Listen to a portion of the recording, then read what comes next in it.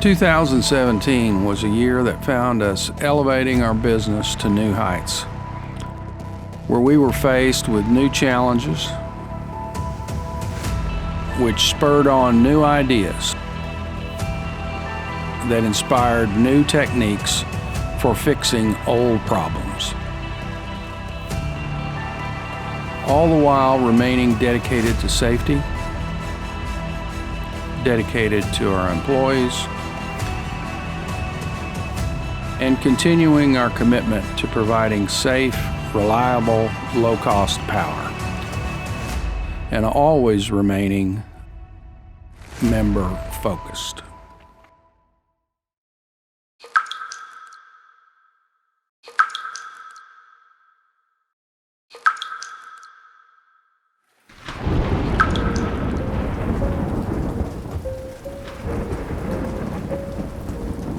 In 2017 started out a little rocky with massive amounts of rainfall and flooding across our entire service area.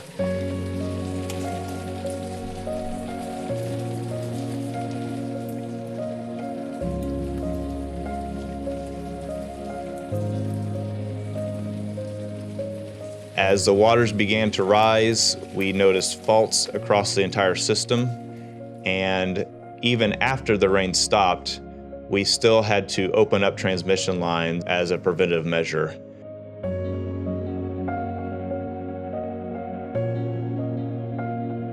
We dispatched crews to evaluate the damage, and unfortunately, it was much worse than we expected.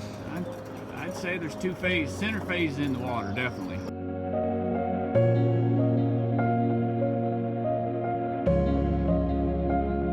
The frustrating part about this situation was that we had just completed a major bank stabilization project in the spring of 2016 in this exact same location. This time the Gasconade got out of its banks. Once it got out of its banks, it cut a new channel behind the riprap that we had already placed and eroded the structure, eventually taking it out. Events like these, while not common, do unfortunately occur. I was impressed by the planning and consideration Sho-Me operations personnel put into this response specifically. As a part of our design, we decided to utilize what we had done before with the riprap, except for this time, totally encase the structure with that material. This project included filling the washout void that was approximately 150 feet wide by 400 feet long. That took 34,000 tons of riprap and shot rock to protect the structure. It took approximately 1 month to place and compact the riprap and shot rock. Once that was completed, all 3 Sho-Me line crews came together to rebuild the structure as quickly as possible.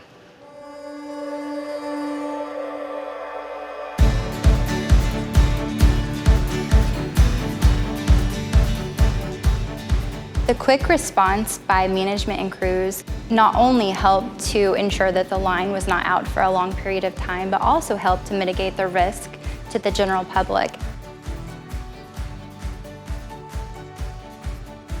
The cost of the 2015 repair was $300,000.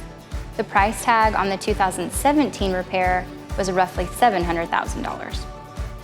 The co-op family is fortunate that the Federal Emergency Management Agency, better known as FEMA, does help to reimburse some of these costs that are related to this type of storm damage.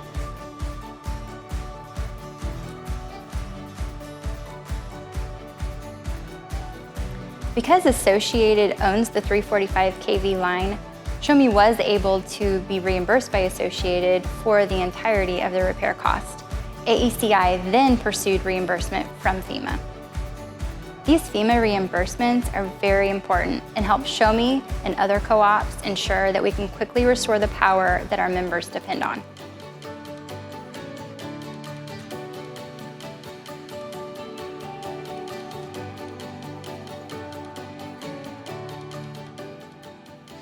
In total, the 345 line from Franks to Salem was out nearly 2.5 months.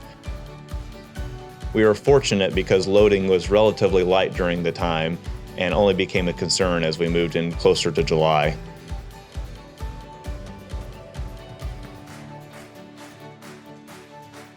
The whole event really highlighted the impacts that flooding can have on system reliability. As a result, we began to look at places where our transmission lines crossed waterways to see if there were any improvements that could be made. We also started studying scenarios where flooding events occur in more heavily loaded times to see if there were any improvements that can be made to help system reliability in the future.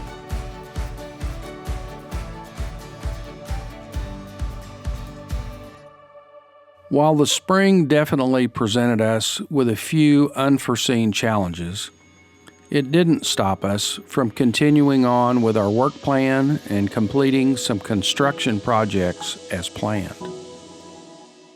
The Marshfield 5 substation construction was a result of direct input from Webster Electric and results from their long-range plan. It gave us an opportunity to roll out some new technologies and controls that we think will really provide some operational benefit in the future. In addition, we put in 69 kV line breakers at Marshfield North that will help the reliability not only for Marshfield 5, but the other substations sharing that transmission line. Camdenton 2 gave us a chance to not only replace old 69 and 161 kV breakers, but also add an additional 161 breaker on the line headed towards Hubin. This addition not only simplifies relaying, but also improves the operations of the 161 system. In the southern part of our system, the Thayer to Couch project was one we've been wanting to do for a long time. It had been identified that the line was structurally overloaded and repairs would not fix the situation.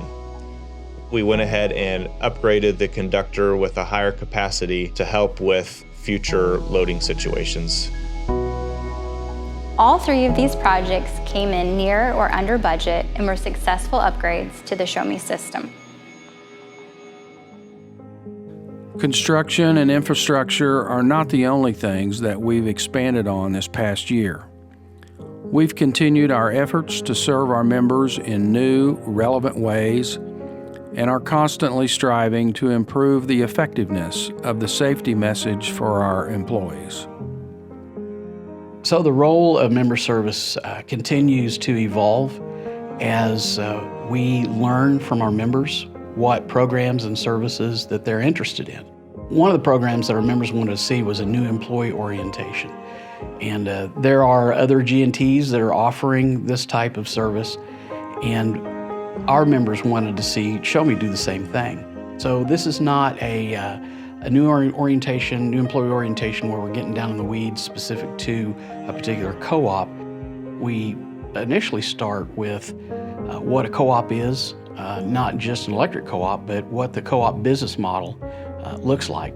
We expand from there and we look at the three-tier system, how Associated fits in, who our sister G&Ts are, how many co-ops there are in not just the state of Missouri, but the Associated system. And then more specific to Sho-Me, the different departments, how we're structured, and then also Sho-Me Technologies and how that fits into the structure of Sho-Me and the services that we offer through Sho-Me Tech. And then move out from there into statewide with AMEC and also nationwide with NRECA, and how the entire cooperative family fits together to give people a more rounded view. It's not just one distribution co-op on their own, but there's a framework that makes up the whole cooperative system nationwide, and how we can all benefit from that. We all know that the demographics of the average co-op member is changing. Generation Z and the millennials are now becoming the adults that are part of the membership.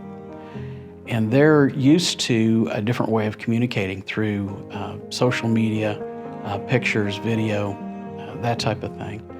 And so to help our members reach their members in a more effective way, we've opened the doors to the Media Services Department to provide customized video for the membership to use in social media, their websites, annual meetings, to tell their story in a way that this newer generation will respond well to.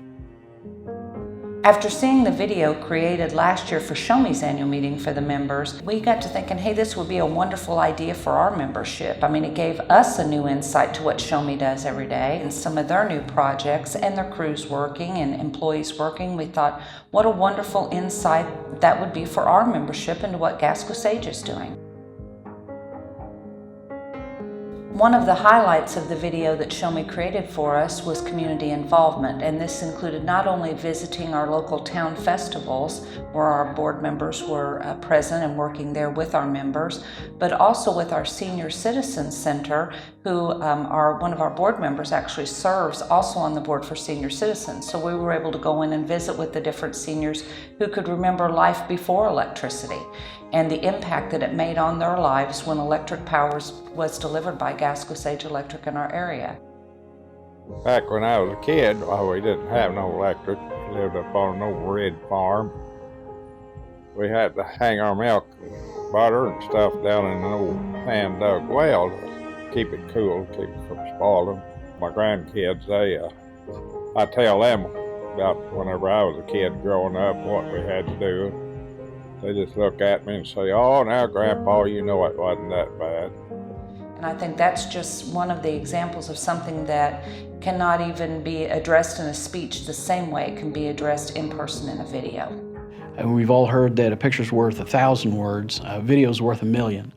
And if you can tell your story in 30 seconds and do it in a quick, impactful way, you'll reach a lot of people in a short period of time. We can, of course, give them reports on what we've cleared out on right away and the construction numbers at annual meeting, but it means so much more when they can see video of the actual right-of-way clearings and the construction being done and our fleet rolling out of our parking lot and seeing our member services answering the phone. I mean, that just gives a whole different insight to what their cooperative provides to the membership every day. And I think today, through social media like Facebook, we're all a little bit more in tune with seeing video rather than written responses. So one of the things that we're doing is, as we are building the addition to our current facility in Dixon, Sho-Me is coming down and doing video clips, which ultimately will end up in a video for this year's annual meeting of the time-lapse construction of our new facility.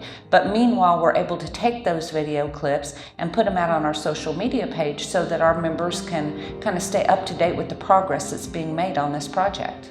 We have a great story to tell still today, and the way that we tell that story to the younger generation has to be different than the way that we've done it in the past. These video services that Sho-Me is providing now is just one example of the level of member services that you see at Sho-Me today.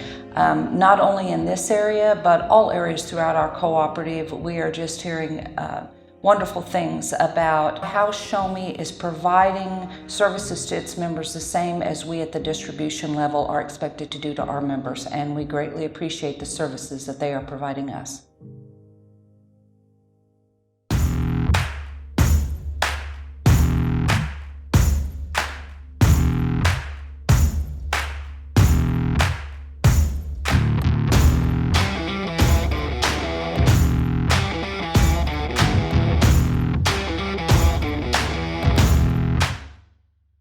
We've continued over the past year pushing the boundaries on new innovative ways to deliver the safety message to our employees. We've started using a safety management system called EHS Insight. This program allows us to track on an individual basis as well as a company-wide overview. It has allowed us to do incident analysis as well as track audit findings. One of the most exciting and effective things that we implemented in 2017 was the development of in-house safety videos. Video is a great way to not only reach the membership, but reach employees, because all of our employees are getting younger and younger also. And again, the way that they recognize messaging is through video, through multimedia. And that was one of the reasons why we wanted to go a little bit deeper with this and also use it for safety videos. The first actual safety video that we produced using our crews was a clearance order safety training video. Switching is an important process. When done properly, it ensures that no one's injured. But whenever switching is not done properly, a person could lose their life. A clearance order ensures that we've switched the line out properly at both ends, and it clarifies between us and dispatch that we understand the line is de-energized. We found that people tend to respond to the safety messages and the reality of how real these dangers are when they get involved firsthand. Vital, not for the safety of just that individual, but for the safety of the crew. Not that you're taking somebody's word for granted, or just the foreman's word for granted, but that you know without a shadow of a doubt that that line is dead. It has been tested for voltage, and the grounds are placed at the point of work. On our crew, all of us take a clearance order from the apprentices all the way to the foreman. That way you're trusting each and every single member knows how to do it, and that they understand it, and that they're trained properly on the aspects of taking a clearance order. The response and willingness of the outside crews to participate was actually pretty overwhelming. This is what really gave us a sense of how well that this approach can work. We depend on one another, and it is important to me, and it's important to each one of my guys that we go home and see our wives, and that we go home and see our children every night. And the safety protocol that Sho-Me has helps us to achieve this. When the safety message comes from those who are out in the field and those who know the real dangers that are out there, employees listen. And knowing that, we're real excited for 2018 on what these videos may bring.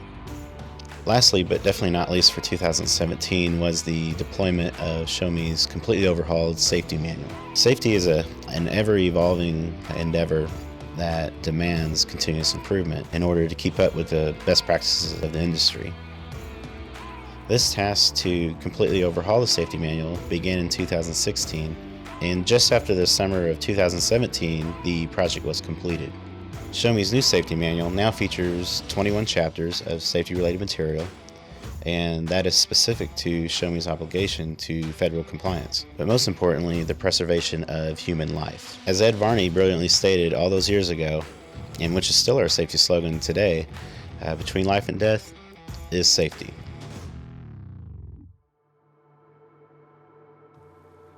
As you probably know, we have long been in the market of selling business-class internet and technology products through Sho-Me Technologies. As wireless technology continues to improve in both reliability and range, we have launched a new way of offering residential internet services over the past year in an effort to alleviate the lack of internet in rural areas to help serve the members of our members.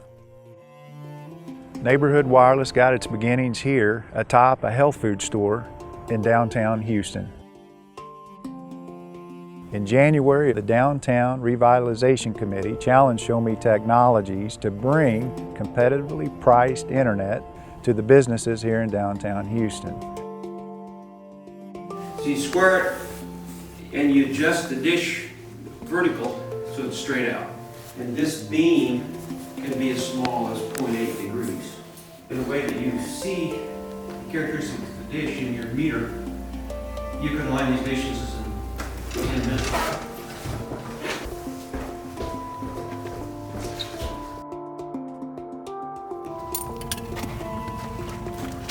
Yeah, K5, we don't have to line it, do we? No.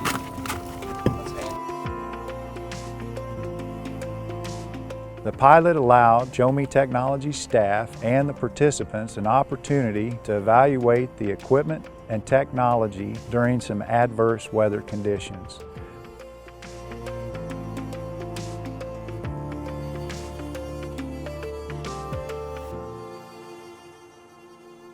Next 16 down. Next 16. You're on the 5? Yeah. I'm on the 5 now too, so I'll do that.